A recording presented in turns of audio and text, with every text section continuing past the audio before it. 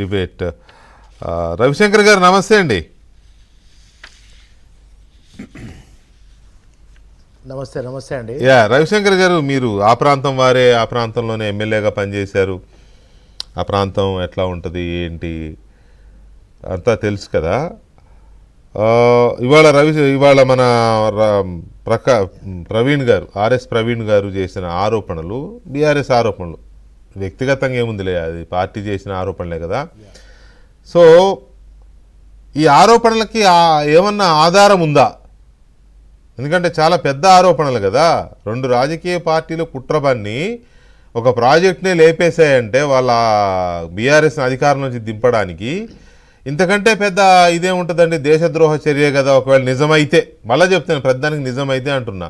ఏంటి దీనికి ఆధారం ఉంటుందా, ఉందా?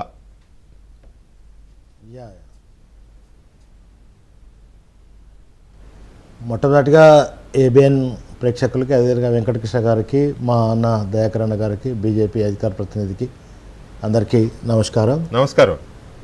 ఇప్పుడు ఈరోజు ఆర్ఎస్ ప్రవీణ్ కుమార్ గారు మాట్లాడినటువంటి మాటల్లో అర్థం ఉందనేది నా భావన. ఎందుకంటే గౌరవ రాష్ట్ర తొలి ముఖ్యమంత్రి కల్వకుంట్ల చంద్రశేఖరరావు గారు నీళ్లు, నిధులు, నియామకాలన్నీ ఆనాడు ఉద్యమంలో పోరాటం చేసి మన ఎట్లుండే తెలంగాణలో 5 దశాబ్దాలుగా కాంగ్రెస్ పాలనలో తాగే నీళ్ళు లేక, వ్యవసాయం చేసుకుందామంటే నీరు లేక వలసలు పోయి బతికినటువంటి పరిస్థితి. ఆనాడు రైతన్నల ఆత్మహత్య, చేనేత కార్మికుల ఆత్మహత్యలు మనమంతా కూడా తెలంగాణలో చూసినటువంటి పరిస్థితి. తెలంగాణ తెచ్చిందే తెలంగాణ ప్రాంతంలో నీళ్ళ కోసం. ఆ తెచ్చిన నీళ్లు ప్రతి జిల్లాకి, ప్రతి కాన్స్టిట్యున్సీకి, ప్రతి గ్రామానికి కూడా చేరాలనే ఒక గొప్ప సంకల్పంతో కాళేశ్వరం ప్రాజెక్టును కట్టుకున్నటువంటి పరిస్థితి. అంటే అంతకంటే ముందు కాంగ్రెస్ పాలనలో 1000 ఫీట్ల దాకా బోర్లు వేస్తే ఆ బోరు చుక్క నీరు రాక ఒక్కొక్క రైతు 10 బోర్లు, 20 బోర్లు వేసుకున్నటువంటి చరిత్రను మనం చూసినాం. ఆనాటి పరిశీలనను మళ్ళీ పునరావృతం కాకుండా తెలంగాణ యావత్ ప్రాంతానికి, రైతాంగానికి నీళ్ళు ఇవ్వాలి, ఒక దేశానికి అన్నం పెట్టే స్థాయిలో తెలంగాణ రాష్ట్రాన్ని మార్చాలని గొప్ప సంకల్పంతో ఈ ప్రాజెక్టును మనం చేసుకొని, తొమ్మిడిహట్టి దగ్గర అయితే మనకు సరిగా నీళ్లు మనం అనుకున్నంత స్థాయిలో యావత్ తెలంగాణకు అందించలేమని ఈ మేడిగడ్డ, అన్నారం, సుందీల దగ్గర నిర్మాణం చేసుకున్నాం. ఇది కేసీఆర్ గారికి ఒక్క తెలంగాణ ప్రాంతమే కాదు, యావత్ దేశవ్యాప్తంగానే కాదు, ప్రపంచవ్యాప్తంగా పేరు తీసుకొచ్చినటువంటి ప్రాజెక్టు.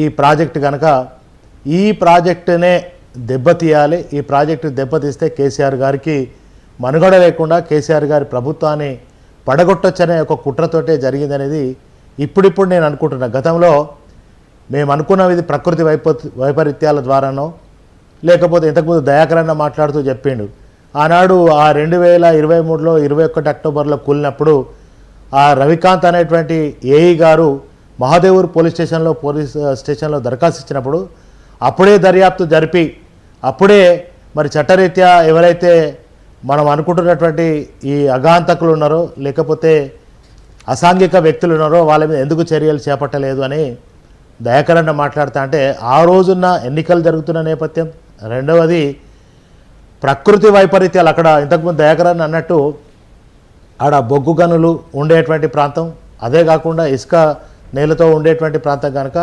ఏదైనా ప్రమాదం ప్రకృతి వైపరీత్యాల ద్వారా, భూకంపం ద్వారా జరిగింది ఉండవచ్చు అనే అనుకునే ధర్మిలలా ఆ చర్య పూనుకోలేదని నేను భావిస్తా ఉన్నా.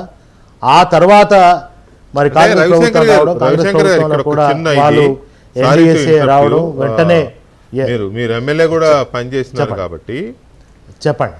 ఆయన రవికాంత్ అనేట ఆయన అసిస్టెంట్ ఇంజనీర్, అంటే ప్రభుత్వ ఎంప్లాయే, ప్రభుత్వ ఉద్యోగి. ఆయన అక్టోబర్